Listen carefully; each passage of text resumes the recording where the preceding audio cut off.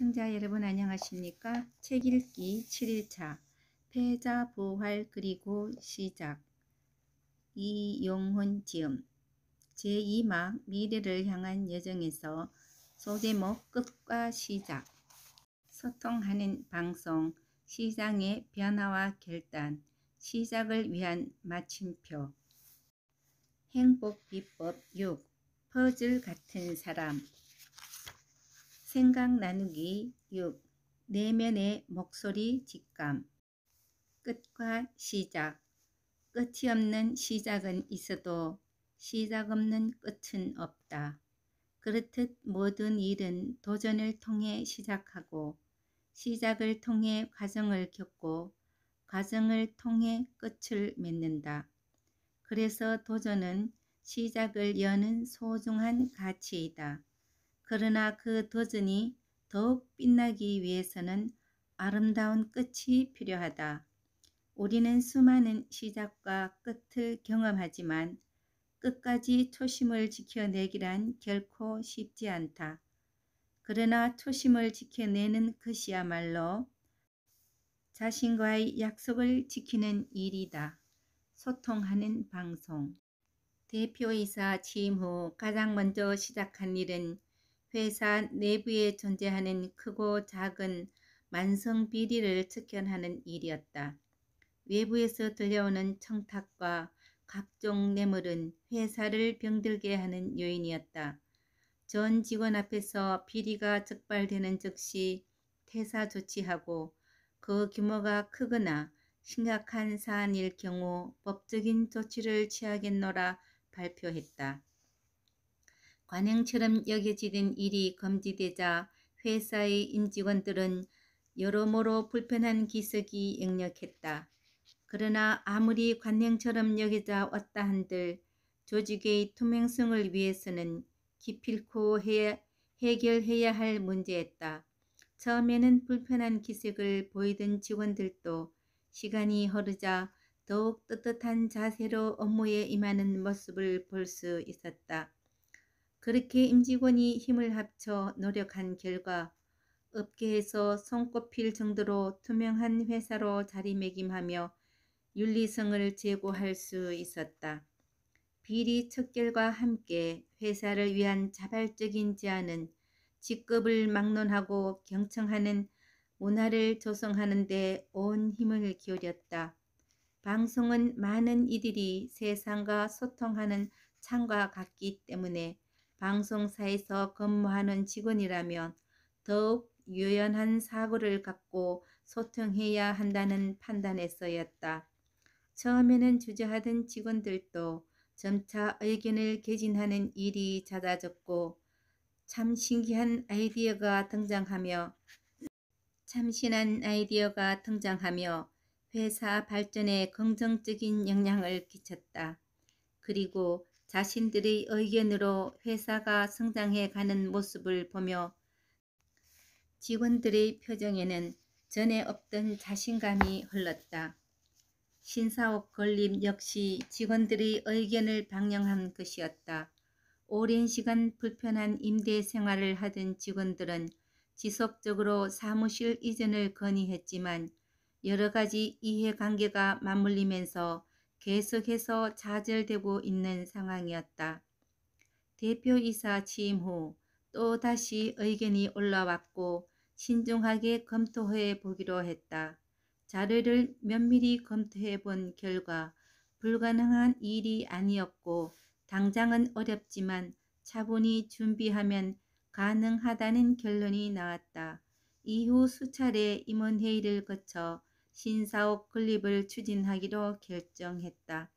이와 같은 결정에 직원들은 환호했고 그 즉시 자금 계획과 일정을 세우기 시작했다. 그 결과 약 2년의 공사 기간과 50억 원 정도의 금액이 소요된다는 결론이 나왔다. 신사옥 건립을 위해 그동안 적립한 회사 자금으로 부지를 매입했다. 사실 이 과정에서 빠른 진행을 위해 대출을 받을 수도 있었지만 경영에 무리를 주지 않는 선에서 천천히 준비하기로 결정했다. 회사의 재무 상태는 회사의 명운을 결정한다는 것을 잘 알고 있었기 때문이다. 그렇게 신사옥 건립 프로젝트는 직원들의 염원을 담아 진행되었다. 신사옥 부지에 한층 한층 건물이 올라갈 때마다 직원들의 자부심은 역시 올라갔다. 그리고 하나씩 장비가 사업으로 옮겨지면서 느리지만 확실히 긍정적인 모습으로 변해가고 있었다. 이렇게 완공된 신사옥에 지역 케이블 방송사 중 최대 규모의 스튜디오를 갖추게 되었다. 새로운 터전을 마련한 회사는 첨단 방송 시스템을 바탕으로 지역민을 위한 방송사로 자리매김했다. 또한 지역민들과 밀착해 생생한 목소리를 전달하며 지역 발전의 초석을 마련하는 데 노력했다. 이 과정에서 부산 지역과 방송 권력인 사하구와 서구의 현황과 미래에 대해 지역 정치인과 지역민의 소통 창구를 만들기도 했다. 그렇게 지역 방송사의 의무와 역할을 공고히 하며 소통의 문화를 정착시키는 데 일조했다. 이러한 변화를 통해 시간이 흐를수록 지역에서의 입지는 단단해졌고 지역 내의 경쟁사인 서부산 방송사에 본격적으로 경쟁할 수 있을 만큼 내실 있는 회사로 거듭났다. 풀뿌리 민주주의 반석이라는 지방자치시대, 그 속에서 천병 역할을 하며 소통의 허브가 되는 향토 기업인 지역 방송사를 만들어 나간 경험은 자긍심을 얻고 앞으로의 삶의 목표를 설계할 수 있는 인생의 사건이었다. 시장의 변화와 결단, 수차례의 위기를 버텨내고 경영 정상화를 이루어낸 회사는 신사업 완공 이후에도 긴장의 끈을 놓지 않았다. 임직원이 합심해서 회사 설립 초기부터 가지고 있던 부채도 효율적으로 갚아 나갈 수 있었다. 또한 항상 20~30억 정도의 현금을 보유할 정도로 튼튼한 재무 구조를 갖추며 더욱 내실 있는 회사로 거듭났다. 회사는 거기에 만족하지 않고 시대의 변화에 따라 사업 확장에 심혈을 기울였다. 바로 국가기관통신사업자 허가를 받아 초고속 인터넷 사업을 시작하는 것이었다. 그러나 당시만 해도 대기업 계열사나 모 회사가 없는 개별 지역 케이블 방송사는 국가기관통신사업자 허가를 받는 것은 거의 불가능에 가까웠다.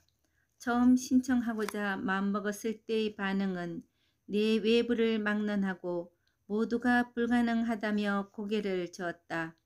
그러나 초고속 인터넷 사업을 하기 위해서는 반드시 넘어야 할 산이었다. 하지만 모두가 안 된다고 할수록 도전하고자 하는 청개구리 기질이 다시 한번 발동했다. MBA 과정을 준비할 당시에도 회사의 경영권을 위해 투정할 때도 사람들은 어림없다며 고개를 저었다. 그러나 포기하지도 않고 도전의 끝에 성공한 경험들이 있었기에 다시 한번 도전했다. 하지만 개인의 도전이 아니었기에 시간을 넉넉히 두고 최대한 많은 정보를 수집했다. 또한 많은 사람들을 만나며 조언을 구했다. 처음에는 관심도 기대도 없던 직원들도 내가 열정적으로 움직이자 하나 둘 움직이기 시작했다. 그렇게 자료가 쌓이기 시작했고 여러 조언과 자료를 통해 해볼 수 있다는 믿음이 생겼다.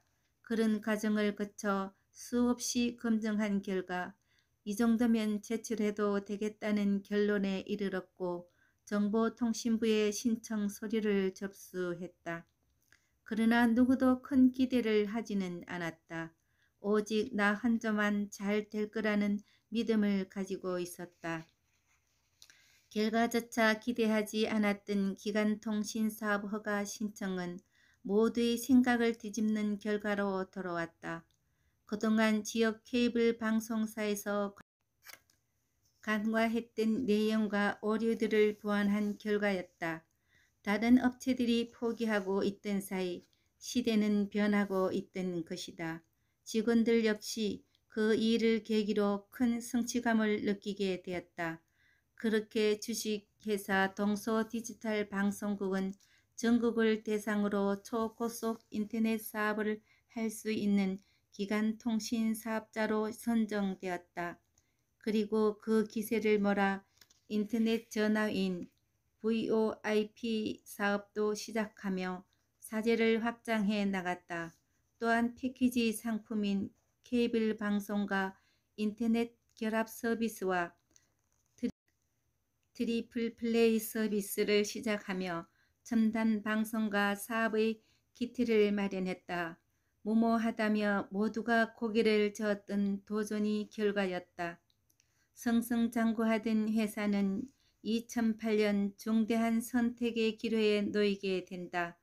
통신 대기업과 정부의 주도로 IPTV가 본격적으로 보급되면서 방송통신 시장은 방송은 방송대로, 통신은 통신대로 대기업이 주도하는 시장으로 환경이 바뀌었다.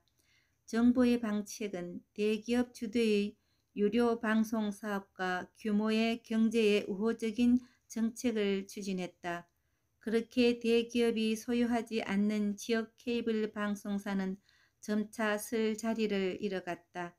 특히 지역 독점이 아닌 대기업 소유의 방송사와 경쟁하는 경우에는 정책이 본격적으로 진행되기도 전에 인수합병에 들어갔을 정도로 시장은 급격하게 악화되었다. 또한 정부가 추진하던 디지털 방송 전환은 지역 케이블 방송사에서 날린 직격탄과도 같았다. 아날로그 방송 가입자들을 디지털 방송 가입자를 의무적으로 전환하는 과정에서 천문학적인 비용이 들었다. 셋탑박스를 하나 교체해 줄 때마다 26만 원 가량의 비용이 들었으니 10만 명의 가입자가 전환한다면 260억 원이라는 천문학적 비용이 소모되는 것이었다. 도저히 지역 케이블 방송사에서 감당할 수 있는 규모가 아니었다. 계속된 저가 추력 경쟁은 이익 감소를 불어왔고 기업의 가치는 언제 풍랑해도 이상하지 않을 상황이 도래했다. 2010년에 들어서자 회사의 내실과 가치는 상당히 좋았지만 외부의 정책 변화와 위기가 다가왔다. 그동안 이를 악물고 버텨왔던 주주들과 경영진 사이에서 가입자가 방송통신 대기업에 더 잠식되기 전에 매각을 추진하자는 의견이 나왔다. 안타까웠지만 더 이상 현실을 외면할 수는 없었다. 결국 주주총회를 열고 기업 매각을 결정했다. 그 과정에서 소주주들이 대기업과 우선 협상할 수 있도록 하였다. 숨가쁘게 달려온 기억이 떠올라 마음 한편이 허전했다. 시작을 위한 마침표. 아버지의 경영권을 되찾은 이후 대표이사로서의 회사를 경영하던 날들, 점진적인 성장을 통해 지역의 소통의 문화를 정착시켜온 날들, 정말 꿈과 같던 일들이 현실로 이루어졌던 순간들이었다. 그 과정에서 내면은 단단해졌고 생각은 넓어졌다. 그러나 시정의 변화는 새로운 도전을 요구했다. 매각을 결정할 당시 회사는 약 300억 원의 가치를 지니고 있었다. 회사 임원들은 이론적으로는 인수합병에 대해 알고 있었지만 이런 대규모 인수합병을 추진해 본 일이 없었다. 물론 그것도 나도 마찬가지였다. 그러나 상대 회사의 노희철 대표는 경험이 풍부했다. 까딱하면 아주 불리한 상황을 겪을 수도 있었다. 심경이 복잡했다. 내 결정에 따라 회사 가치와 임직원들의 앞날이 결정될 수 있었기 때문이다. 비상장 기업 인수합병의 경우 주로 대기업이 주체가 되어 법률 자문을 맡은 변호사와 자금 처리 및 인수회사의 실사를 담당하는 공인회계사로 팀을 구성한다. 또한 자금력과 시간을 들여 천천히 인수하는 과정을 거친다. 그만큼 대기업의 매각은 대기업에서조차 신중을 기하는 사안이었다. 그런 중요한 사안을 경험이 전무한 30대 초반의 나이에 맡게 되었다. 그런 협상이 주도적으로 참여하게 되어 한편으로는 걱정과 또 한편으로는 기대감이 들었다. 우리 회사의 모든 주주들이 시장에서 형성된 합리적이고 적정한 가격을 받을 수 있도록 도와주십시오. 그동안 대기업들이 보였던 약자에게 강하고 밀고 나가거나 일부 지분 인수 후 나머지 지분을 휴지 조각으로 만드는 일은 제발 하지 말아 주십시오. 부탁드립니다. 대신 저부터 기득권을 내려놓을 테니까 대주주들 맨 마지막으로 협상 대상으로 하고 소주주들부터 매각 협상을 해 주십시오. 저는 그 과정이 끝나면 협상하겠습니다. 회사의 이익만을 생각하는 인수합병 시장에서 이와 같은 발언은 자칫 엄청난 손해를 가져올 수 있는 것이었다. 그러나 평소 알고 지낸 경영회사의 노희철 대표님의 성품은 결코 진정성을 외면하지 않을 뿐이라는 것을 믿었다. 이성적인 판단이 아니라 직감에 의한 것이었다. 믿음에 대한 결과는 적중했다. 최종 매각이 무사히 완료될 때까지의 신의를 지키며 모든 주주들이 합리적으로 지분을 넘길 수 있었다. 그렇게 동서디지털 주식회사 방송의 움직임은 각자의 길로 흩어졌다. 나 역시 새로운 도전의 길에 놓이게 되었다. 훗날 사석에서 만난 인수합병 전문가들은 살얼음판과 같은 인수합병 과정에서 지나치게 타인을 배려했던 내 행동에 대해 깡통 차려고 환장했구나 라는 이야기를 했다. 그러나 다시 그때로 돌아간다 해도 나는 같은 선택을 할 것이다.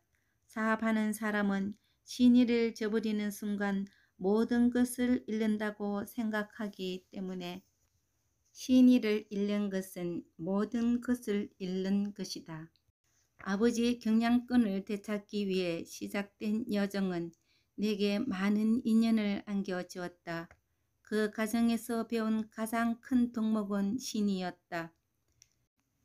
아들뻘인 내가 사람들의 마음을 열 수 있었던 것은 그들과의 약속은 어떤 일이 있어도 지켜냈기 때문이다.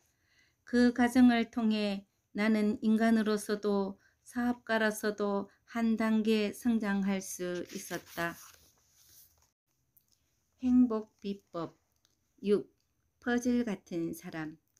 퍼즐은 조각을 다 맞추기 전까지는 그 실체를 명확히 알 수 없다.